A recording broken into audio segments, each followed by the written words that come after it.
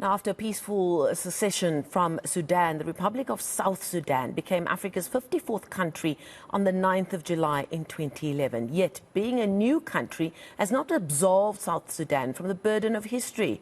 Internal power struggles have triggered political, ethnic and communal violence. Over 2 decades of civil war in Sudan has led to massive loss of life, displacement and destruction. Today we look into the impact of these conflicts on society and what has been done to end conflict similarly, and what the African leadership is doing with the situation in the Sudanese region. Joining me in studio is the South Africa's ambassador to Sudan, that's Advocate Mahlodi Sam Muofhe. Sir, thank you so much for your time, and what an important position you hold in a key region in Africa. I thought that by way of a foundation for our conversation, your appointment to this position did, in certain quarters, come with some surprise. You had done a fantastic job on all accounts as the former SSA domestic branch head, and then retirement came along. And I think those in your sphere thought, well, there you go, job well done. You had lifted the lid on corruption, and the list goes on. And then you appeared and you put up your hand to become the ambassador for South Africa in a region that has really been bogged down by conflict. You departed the country to take up a position last year, I think it was. Yes. Tell us succinctly what it's been like trying to find your feet in that area. I must be honest, I was most welcomed in South Sudan by everybody in South Sudan.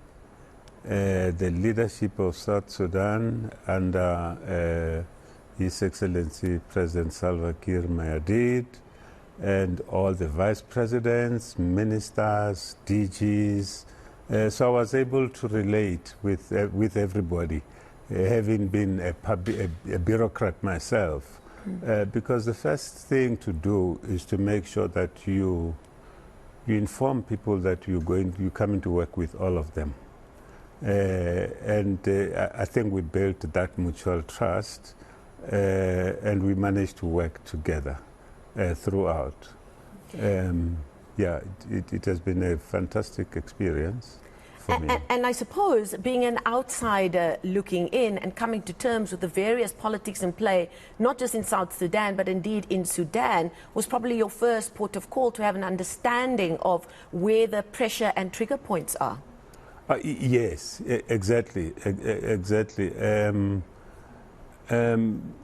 What really surprised all of us, including me, was that just before the war broke in Sudan, between the two generals, Dagalo and Burhan,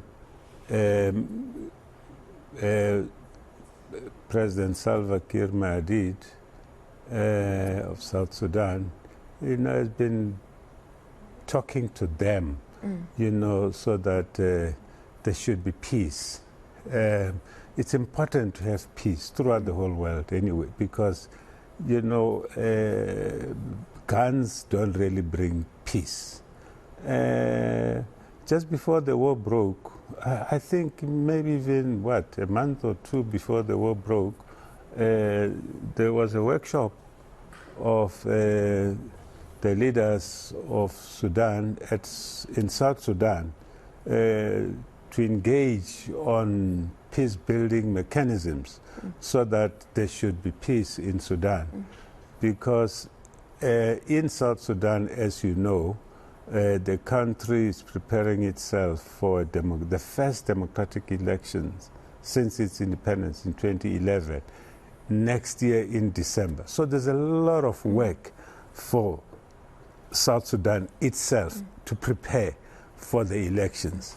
Over and above that, it has to encourage those who were displaced by its own wars in the past, who left the country, who fled the country to neighboring countries, including Sudan, to come back so that they should be counted, they should be able to vote next year. So there is this pressure.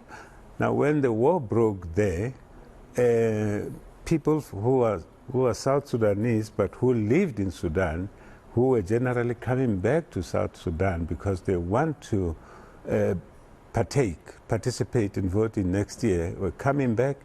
And now with this war, the pressure just became too much because even Sudanese themselves were running away from Sudan, away from the war. What is so sad is that vulnerable people, women, the elderly, children, kids, and also, they were also getting affected. And let's talk about that, because what we are reading, for those telling the story from inside Sudan, is actually quite horrific. And with what we're seeing happening in Gaza, it's allowed the world to look at these spaces that many believe have not been given enough attention, especially by organizations like the United Nations, because this battle between these two generals, as we call them, started back in April, and it was hoped that it was something that would blow over. But many months later, we're still seeing waves of people trying to flee the country. I think fighting reportedly has killed up to 9,000 people. We see images of bodies lying on the street. And then, of course, the human impact, the UN Migration Agency saying that more than 4.5 million people have been displaced inside Sudan, while 1.2 million others have sought refuge in other countries, as you're seeing in the country where you are based now. What are you hearing in terms of information of the atrocities that are taking place, and what kind of impact is it having on the neighboring region? Well, you know, South Sudan, with limited resources, or not even any resources to really talk about, because when there are problems of this magnitude, humanitarian aid, which is expensive on its own, it's needed. The First Lady of South Sudan, when the war broke in Sudan, actually held a fundraising lunch where we participated, all of us. And if I'm not wrong, I think we managed to raise about $600,000 at the time, so that we can, South Sudan can be able to cushion the problems it was having, you know, because people were just coming back to South Sudan. And South Sudan is the only country which, when that war broke, opened its borders. You'll recall that when that war broke, Egypt said, no, people must produce passports and all sorts of things. So it was very difficult. South Sudan became the only country where people can easily go, you know, and they were welcomed with all the pressures that, you know, the international organizations, the government itself had to make sure that people are accommodated. Yeah, you know, so it was very bad. You know. What hope is there for stability and peace and stable government in this area?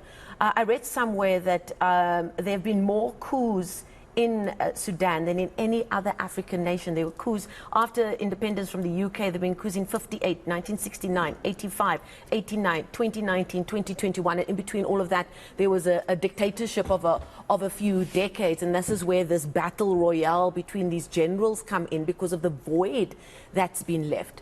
Do you have hope that stability is in its future?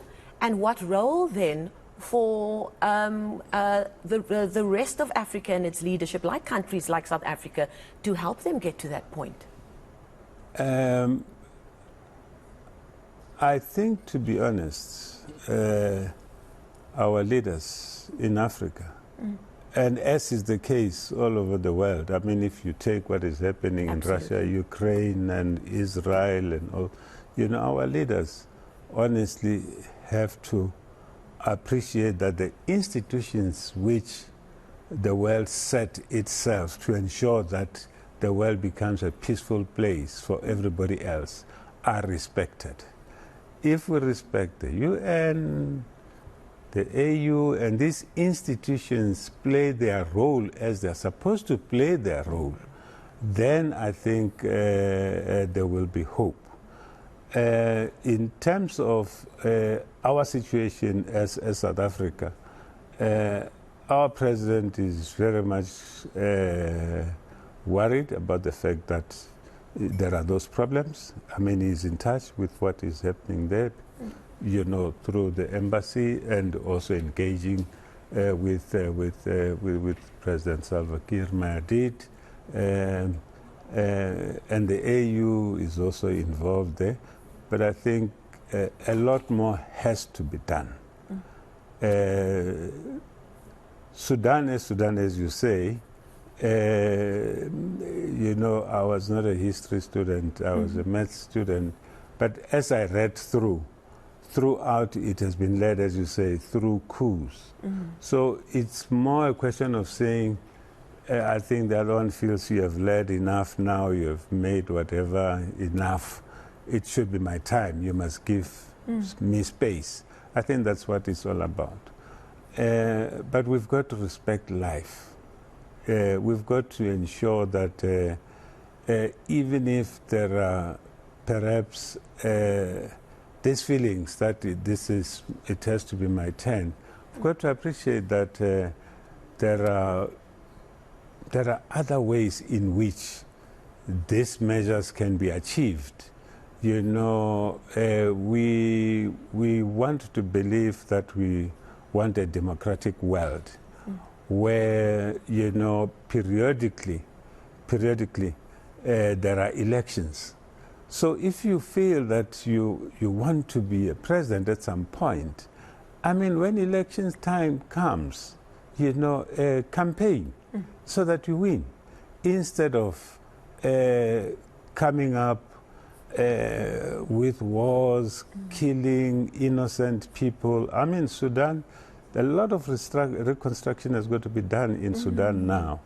And with what is happening, because it is still going on, the efforts which South Sudan is making, you know, of preparing itself for an election, I mean, will be undermined by the fact that there will be so much pressure. Sure. Because these two generals are not going to go quietly, are they? No, they're not going to go quietly. And, you know, the world has got so many other problems. I think the AU has got to come into the center space and make sure that the generals are engaged. But the good thing is that I know for a fact that President Salva Kiir Mayardit and our president, to a certain extent, there have been like some contact with them in ensuring that you know, there's got to be some peace. So I'm hopeful that at some point there will be peace. But the point is that these things are coming at a huge cost to human lives, especially vulnerable people, you know.